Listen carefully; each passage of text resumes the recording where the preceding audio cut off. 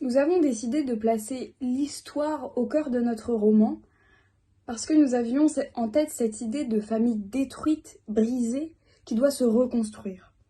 Ainsi, un événement historique permet de donner un contexte à l'histoire et de justifier certains comportements.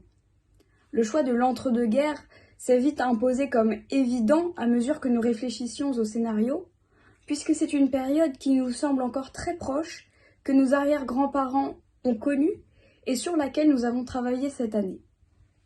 L'entre-deux-guerres symbolise parfaitement les ravages de la guerre sur les familles, sujet que nous avons choisi de traiter.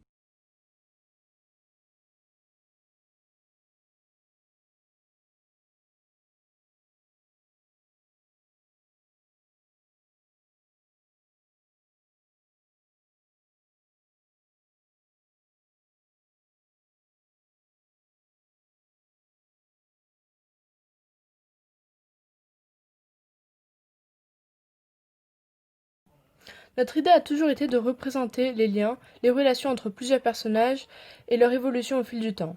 C'est dans cette optique que nous avons décidé de représenter une famille, puisque ce choix permet une infinité de scènes possibles, afin d'exprimer par exemple les souffrances qui résultent de la guerre. Nous considérons à l'unanimité que le personnage de Catherine est le personnage le plus important de l'histoire. Elle est considérée comme le pilier principal. Sans elle, tout s'écroule. Mais le chien Félix reste notre personnage préféré.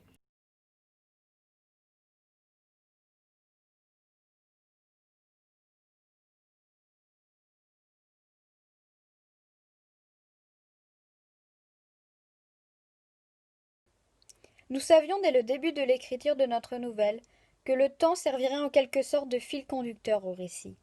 En effet, il permet de montrer l'évolution des personnages au travers de différentes péripéties dues au contexte très particulier de l'après-Première Guerre mondiale, ce qui était précisément notre objectif.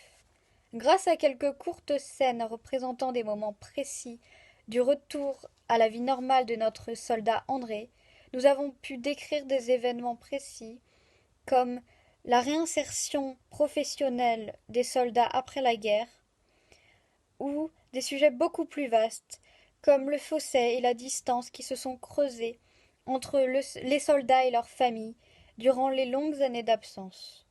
Malgré tout, notre histoire montre que cette famille réussit à survivre et à rester soudée face à tous les événements et tous les obstacles qui se dressent devant eux. Hector Berlioz disait que le temps est un grand professeur. C'est ce que nous voulons prouver avec notre nouvelle, qui montre que le temps guérit toutes les blessures, même les plus profondes.